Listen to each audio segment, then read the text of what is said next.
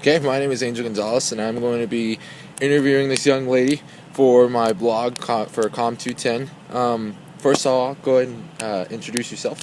Hi, I'm Gracie. I'm a sophomore at Washington State University, and I'm pursuing a pro merchandise design textile. Okay, sweet. So what I'll be asking you is the questions that are kind of concerning like a bucket list. So that's going to be the first question. When you think of bucket list, what do you think of? I think of things that you've always wanted to do, like I want to go jet skiing or something. Yeah. That's just something that I think of on a bucket list. Just make things that you want to Okay, and do you feel like there's ever kind of like a time frame, so to speak, of when you're supposed to do this list or anything like that? Or I think it's whenever you want to, honestly. Like, just whenever you think of something like, hey, I want to do a bucket list. Yeah. I want to, so. Okay, and do you have a list of your own, like not obviously written down? I mean, some people write it down, but others kind of just wing it and have a list in their head. Have you ever thought of like a list like that before?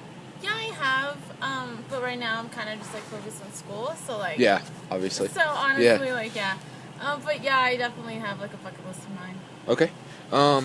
If money weren't like a concern or anything like that for you, what would be one of the things you want to do off of like a bucket list, so to speak? Travel the world.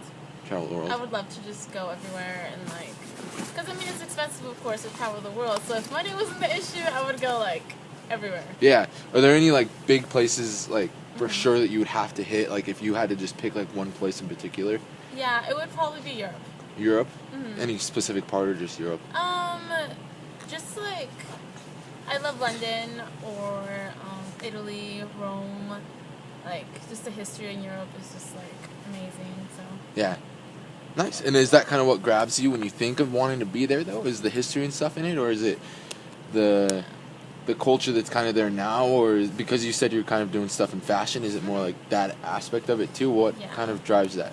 I think like the main reason I want to go to London is probably because of my major for fashion, but like for Rome or Italy, like just like my sister just recently came back from there, and it's just so beautiful and everything, like the buildings, like the history behind everything, like that just makes you just want to go so bad. Yeah, for sure.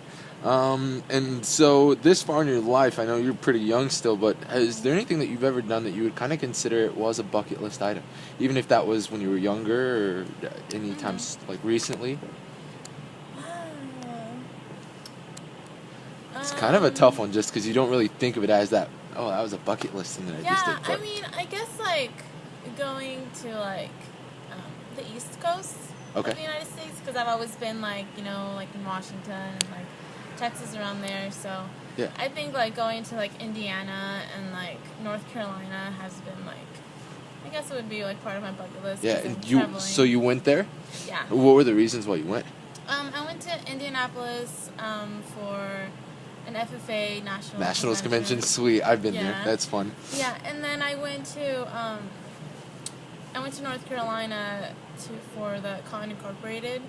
One of my classes here took like 15 of us, a group of us, for a cotton seminar there at Cotton Incorporated. So yeah, okay. And how were both of those experiences for you? Were they? I mean, it's kind of cliche and cheesy in a sense, but sometimes people go to those things and they feel like their lives kind of been changed just a little bit.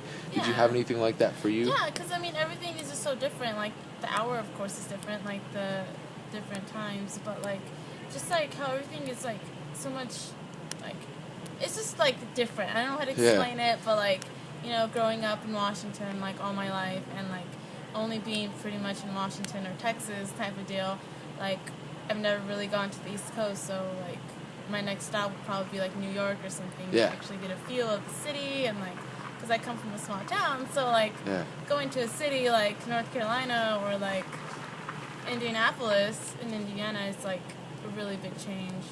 Yeah, for sure.